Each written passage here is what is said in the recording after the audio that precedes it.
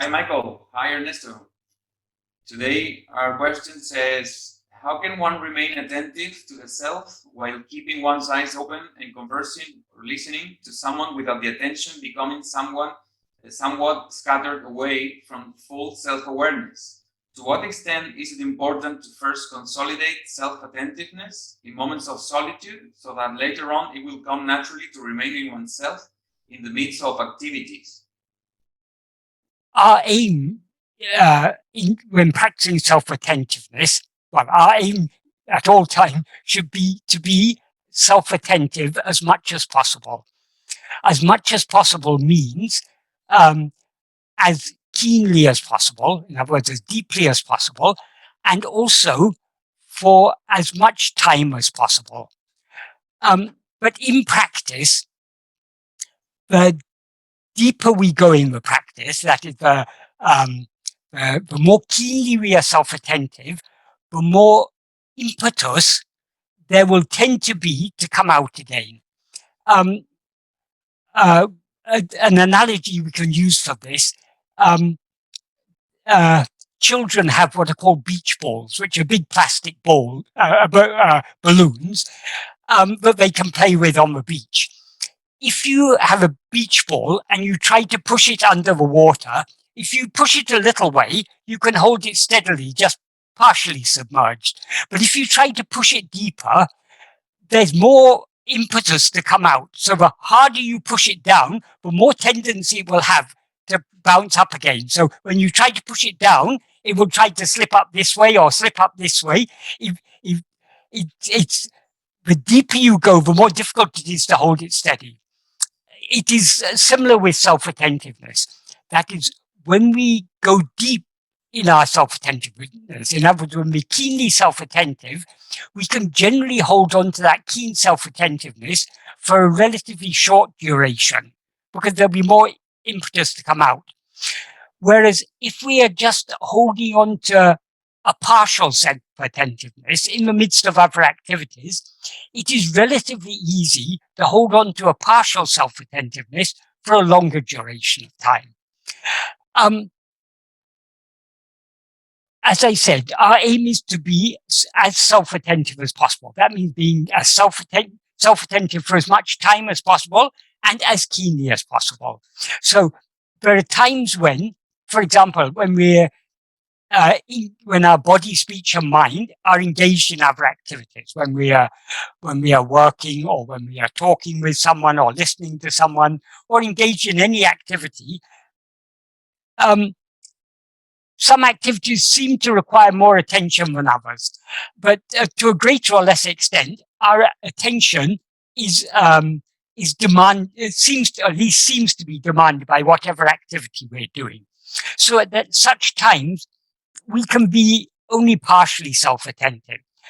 Though it is relatively easy to hold on to partial self-attentiveness for a longer duration, it's also very easy in the midst of activities to forget about the self-attentiveness and to become wholly absorbed in whatever our body, speech, or mind may happen to be doing.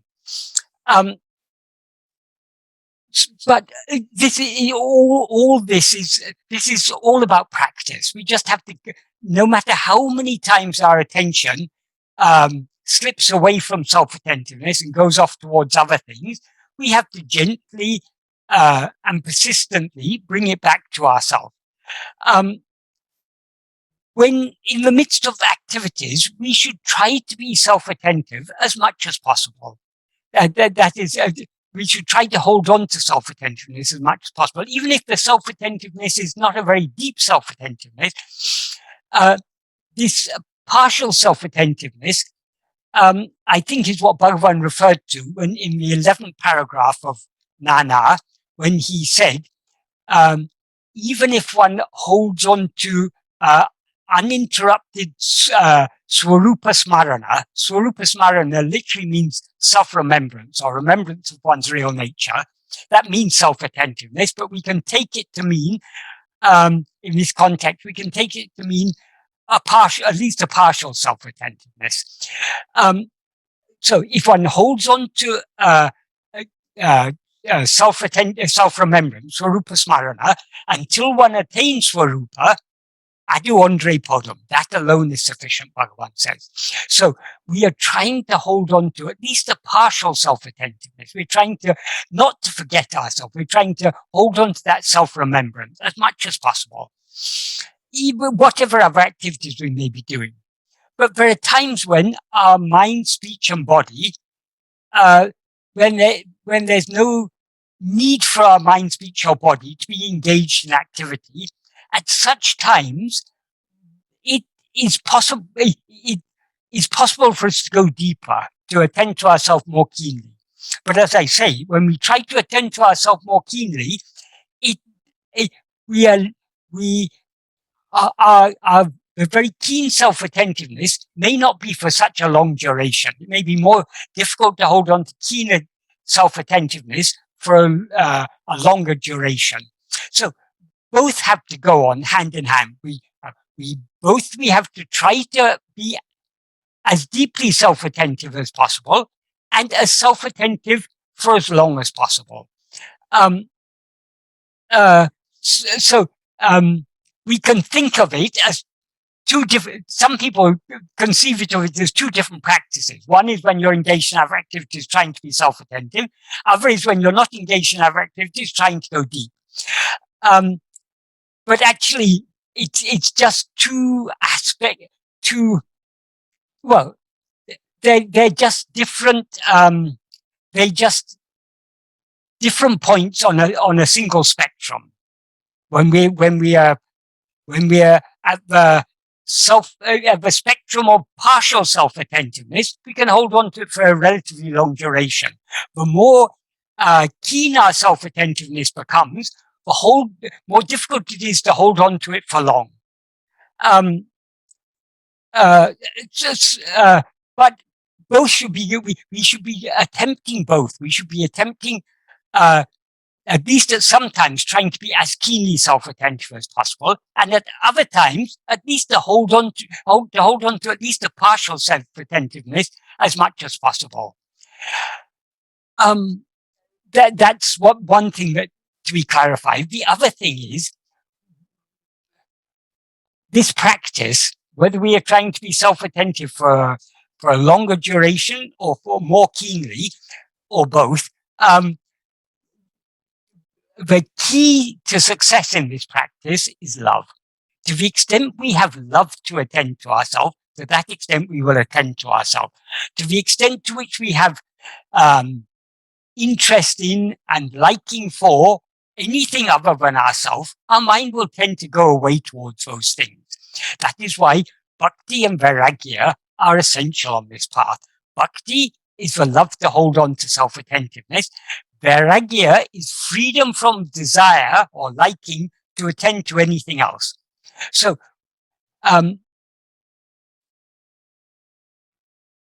our attention follows our interest. Whatever we're interested in, we tend to think of such things. Our attention tends to dwell on the things that interest us. So we slowly got to wean our interest and our attention off other things and cultivate that interest and love and attention to ourself alone. That we need to be so eagerly and keenly interested in knowing what am I. If we are truly interested, if we are truly interested in this, if we have great passion to know who am I, that will give us, that is a requisite love that will enable us to hold on to self-attentiveness more keenly and for longer duration. Does this help to answer that question at all, or is there anything else you'd like to ask in this regard? And this love to attend yourself keenly, yes, grows with the practice to attend with practice. yourself. By practicing this, we are cultivating that love. We cannot cultivate this love by any other means. Of course, reading Bhagavan's teachings, thinking about them, does help to cultivate, but the most effective means to cultivate this love is the practice. The more we try to attend to ourselves, the more we will we will cultivate the more we will develop the taste to attend to ourselves. And the taste here means taste in the sense of liking. I think, for example, no, in Ramana ashram, where the sangha makes an influence too. No, when you see some devotees of Bhagavan sitting in the morning very soon, this inspires too, no, and helps to develop this. But we shouldn't be depending on external inspiration, because we don't know what other people are doing. People may be sitting closing their eyes, but they may be worrying about their problems at home or anything. So it is good to keep good company, people who are interested in this, people who are not going to distract us away to distract our attention away with other interests. That is good. But that is all secondary. The main thing is, because we are each following this path on our own. Nobody can accompany us on this path. This is a solitary path, because we are turning away from everything other than ourselves back towards ourselves. So we cannot take anyone along with us on this path. But when our attention comes outwards, if we're in the right company, people who are also interested in this, that can contribute to, that can help to enthuse us to keep on trying. Do you recommend, Michael, a progressive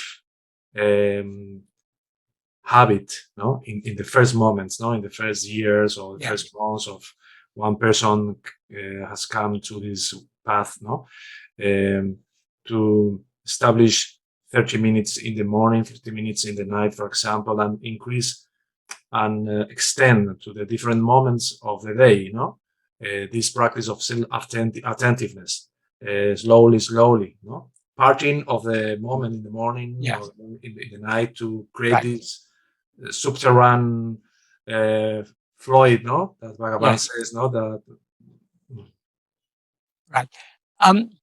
Consider Bhagavan. Did Bhagavan ever encourage people to sit for a particular length of time or anything? No. Bhagavan left it up to us to find out what works best for us. So we each have to find out what works best for us. If we find it useful sitting, or it doesn't even have to be sitting. Some people may find it more conducive, or their attention gets less distracted if they're, for example, just walking. Or some people may like to lie down. When Bhagavan, when that fear of death came to Bhagavan, he didn't sit upright with a straight back, he lay down. So all these outward things, like the posture you're sitting in, or whether you're sitting or walking or whatever, and the time you do it and the duration you do it, all these are secondary, because the self-attentiveness is something that goes on in our heart. You can be sitting upright with a straight back and for 20 minutes morning and evening, or half an hour morning and evening, but that doesn't create in you the love to be self-attentive. We can sit for a long time and still not be attending to ourselves. So we shouldn't depend on outward things, because so long as we're depending on outward things, we're not actually practicing what we should be practicing. So when is the best time to practice this? Here and now, at this very moment, whatever else you may be doing. So if we plan it, I should do for half an hour in the morning, half an hour in the evening. When it comes to that half hour, your mind may be distracted by so many thoughts. So let's not wait for morning or evening. Or some people say it's very good just when you wake up in the morning or just before you go to sleep at night. Yes, it may be very good, but the best time is now. There's no time like the present. Yeah. But this isn't to say it is wrong to do so. Whatever, we each have to find out what is helpful for us. But I think many of us, we start off thinking some discipline, like at least for 20 minutes in the morning and 20 minutes in the evening, I should do this. We may start off with, but as we go on, we find this really isn't so very helpful. We just have to, well, We have to try to be self-attentive as much as possible whenever possible. It's like when a student is thinking, making plans or a chronogram. When I begin to study, I need this paper, I need this pencil. And during this time, he could be studying. Yeah, exactly. And regarding the love, Michael, yes, the practice, I guess that we've been planted a seed of love, at least to follow this path, as you sometimes said.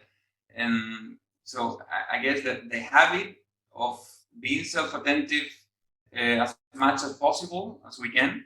That habit develops and grows because that love is there already. I mean, we have a certain love. That is, there has to be some liking or some love for this to even begin on this path. The more we follow this path, the more we practice being self-attentive, the more that love will grow. Yeah, and that habit is the watering the plant or that love. Yes. Little by little, preparing the soil to be more ready to become readier. Yes. But generally, habit is not a word I would use in this context, because a habit can be. Yes, we have to habituate ourselves to this. We have to become accustomed to this. But it's not just a habit like a mechanical habit of routine. It's something much. Habit doesn't seem to do justice to it. Yeah, right. Mm-hmm. I can't quite say, but it doesn't feel to be. It is partially applicable, but it's not. It doesn't quite seem to capture what is required. Yeah, the word habit doesn't have the connotation of liking or. Yes. Love, yes. It's not. I've got this habit of smoking. I like to give up, but I'm not able to give up because it's a strong habit.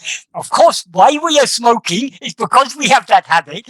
But why we are smoking is why we have that habit of smoking is because of the liking. So any habit, there is a liking behind it, but a habit can be something that's almost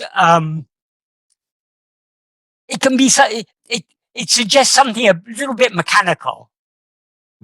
Yes. For example, he's in the habit of having coffee every time he gets up in the morning. It's a mechanical thing. He doesn't even think much about it. It's a habit. First thing I must do in the morning, I must have my coffee. Only after I've had my coffee, I can do everything else. So it's a bit. It can be a bit mechanical. It's much like, for example, a child that feels likes to learn basketball, no? Yes. And go to the training and is very happy during 10 minutes, no?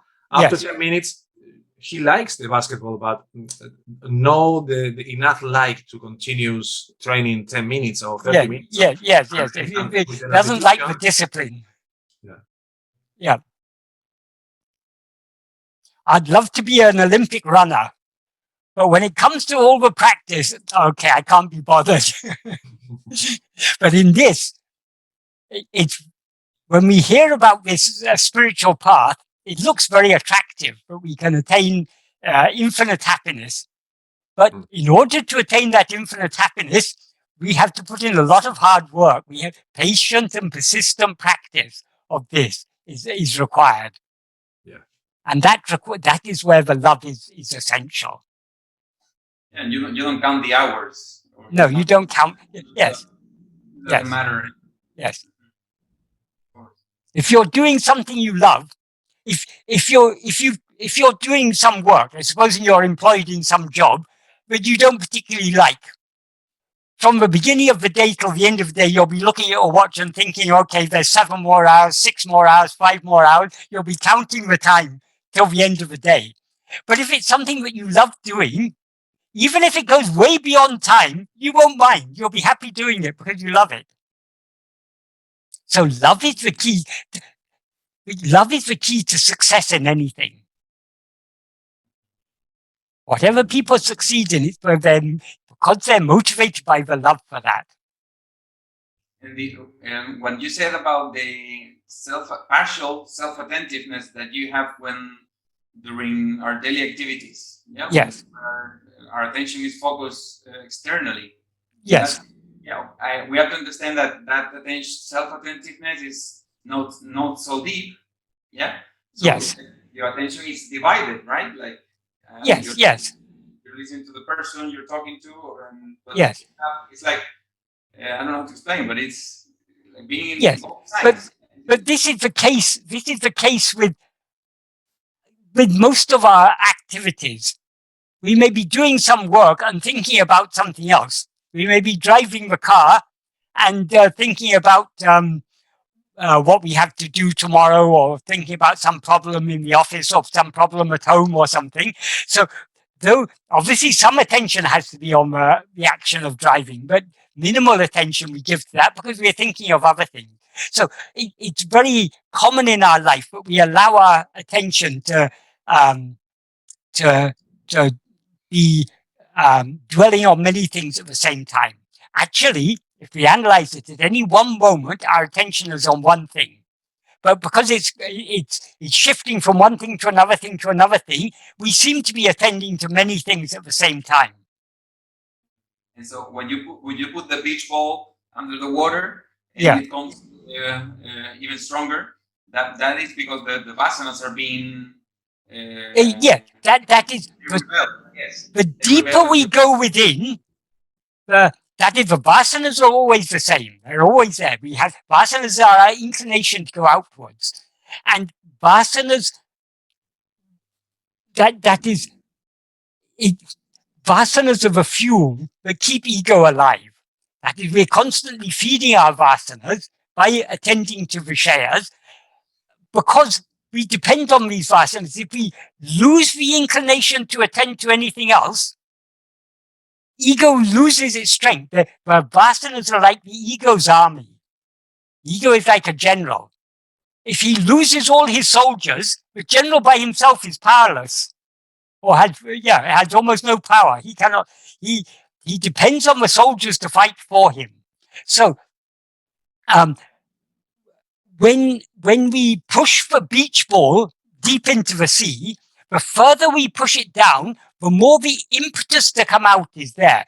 That is like the more an army. If you in a battle, if an army or a part of the army is surrounded and in a very precarious position, they'll fight back very ferociously because they're in danger. For example, a tiger. Supposing a tiger is being hunted, the tiger may be wounded and have become very weak, and eventually it's caught in a corner. In spite of its weakness, it will fight back very ferociously because its very life is in danger. Likewise with ego. That is the weaker our Vishaya vasanas become, the more ferociously we tend to fight back. Because we as ego are fighting for our survival. In the Kabbalah said that in the last moment before the egos died, the angel of death became strengthless, very, very hard, much more hard than ending in different moments, no? Yes. And this remember me, Carlos Michael, what Sadhguru often says, no? When he said, it's better little but intensely kingly attention, fresh, in different moments of the day, that try to make the marathon, no? In the morning along 4 hours. Yes. Yeah, we can see that with runners. It's possible to sprint 100 meters very fast, but if people who are very good at running 100 meters, they may not be so good at a marathon, because for marathon you require endurance. So, but for this practice of self-attentiveness, we need to be training for the 100 meters and training for the marathon simultaneously. That is, throughout the day, we are trying to maintain a steady, we are like jogging. We are keeping up a steady pace in our self-attentiveness.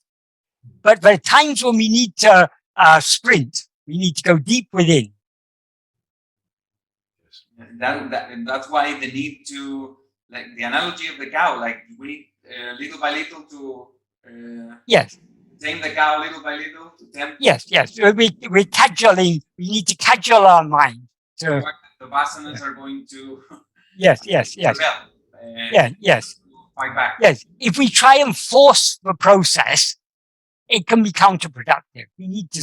That's why there's a verse in Bhagavad Gītā, verse 25 of chapter 6, that begins Sane Uparamet. Sane means slowly, gently, gradually.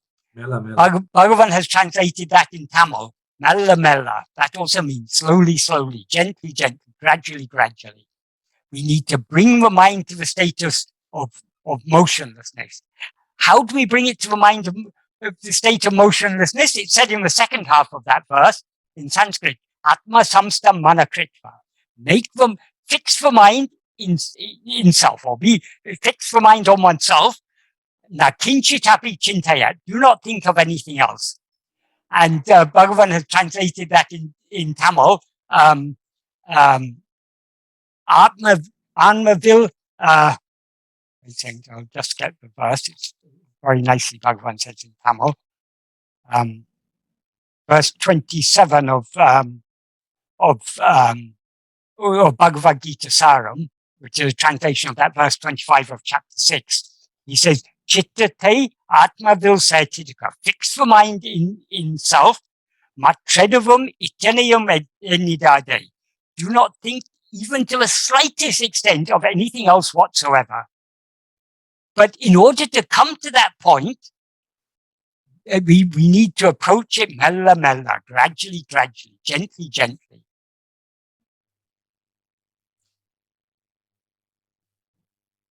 So our ultimate aim is to be so keenly self-attentive that we give no room to the rising of any other thoughts. But in order to reach there, we need a patient, persistent, and gentle approach. We need to gently and persistently practice this. And we will fail so many times. We think, okay, now I must try to be self-attentive. And very quickly our attention gets distracted by some other thing that seems to us more interesting. So again, we have to bring it back, and slowly, we wean the mind off its taste in going after other things and cultivate the taste to go within. Taste here means the inclination, vasana.